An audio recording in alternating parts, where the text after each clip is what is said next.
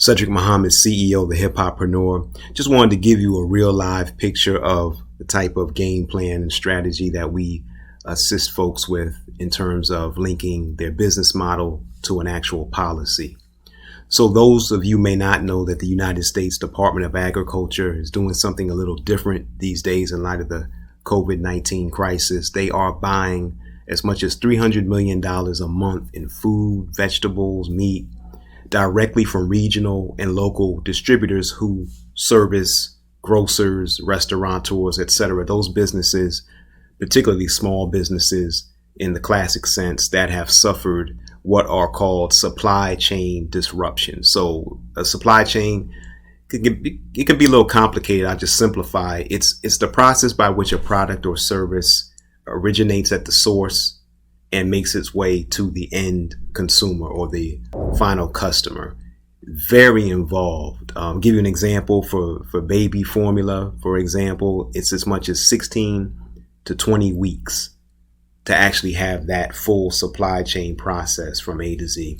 So what the coronavirus, and we can do that for any product or service, it's a very elongated cycle, and that's what the coronavirus has exposed, that the supply chain is not only international, but it takes place over time in a very elongated fashion. And that's why so many people can't just pivot from making one thing and moving on to something else that's more needed. So let's focus on the most essential aspect of a food chain in our lives in terms of our needs and wants, and that's food. So at the local level, how do we apply this? So I'm from Jersey. I'm always going to represent Jersey wherever I am. There is and this is important because a lot of things are being put on the books through your local ordinances at the city council level, at the state legislative level, and then of course things that are being written at the federal level through Congress. But in the state of New Jersey, two assemblymen, one John F. McKeon and another Anthony Varelli, introduced Assembly Bill 3802. And it directs the state of New Jersey, the Department of Agriculture, to establish an urban farming pilot program. It appropriates $100,000 to be given to 3 different people. It mandates that those individuals will set up what they would call an urban garden with the help of both a clinical social worker and an agronomist. And so I'll give you a little bit of the description. The bill establishes in the Department of Agriculture the urban gardening pilot project, gives 3 qualified applicants a grant of $35,000 each. And over a 3-year program, they work. And the goal of it is to improve the local neighborhood conditions and to integrate residents of diverse communities. So it all sounds good. That last part, the integration of individuals in a diverse community, could go many different ways. I won't spend time on that. But at the Hip-Hoppreneur, we're going to engage this process. There's a lot to like about this. And similar bills and ordinances and pieces of legislation are moving through the local, state, and federal level, and they complement one another.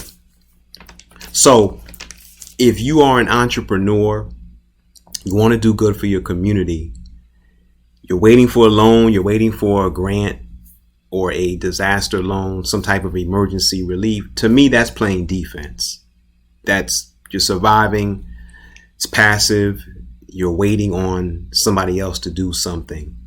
Even though this is a grant program, I would recommend taking a look at it, because if you get involved before it actually becomes law, you engage the members, like we're going to do, the sponsors of the bill, to get more information, to ask very tough questions about who this really benefits, what crops or what foods will be grown, will they have a nutritional value, what neighborhoods in New Jersey, what cities will be selected, are their interests already angling to win the 3 awards, $35,000 each.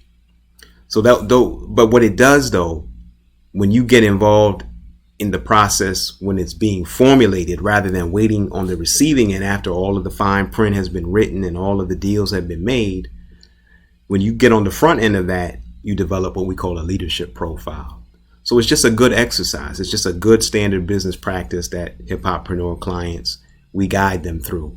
You want to network and know your state assembly person. You want to know your local city council members, on and on and on, all the way up to your member of Congress. So we help facilitate that. So we're going to stay on top of this. It was introduced March 16th, right in the middle of the crisis. And again, I want to encourage all of you all to look at what's going on. Don't think that everybody is just losing their mind.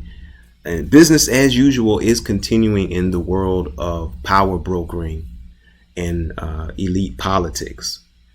So, one, we have a few questions regarding this bill. I just wanted to, talk about Assembly Bill 3802. Okay, we want to encourage and engage and question and critique both Assemblyman McKeon and Assemblyman Varelli. We want to learn more about the bill. What's the grand vision? What's in the fine print? How can this make communities in New Jersey and across the country more self-sufficient post-coronavirus? Because that's what we're thinking. We're thinking about what happens after this is over. There will be a residual effect, an enduring effect, particularly among millennials. Their whole psychology has really been traumatized on some levels by having lived through 9/11, having lived through the Great Recession, and now the coronavirus. So we want to know details. Also, what federal dollars are tied to urban farming that may be relevant to Assembly Bill 3802 and what it seeks to accomplish. Is there anything in the most recent farm bill and subsequent farm subsidies that might connect to this? Again, we're always looking for the connection between local, state, and federal. And for all of us out there, I need to know from you, I want your help. Are there similar bills circulating in your state legislature across the country? And most importantly, have you seen a program like this succeed or fail? What were the best practices? What were the lessons? So again, this is the Urban Gardening Pilot Program. And again, what we're all about is tying your policy game to your leadership profile so that you can leverage power on behalf of your bottom line and the people that you come from who've made you what you are. Cedric Muhammad, CEO, the Hip-Hoppreneur. Looking forward to the next strategy session. Peace.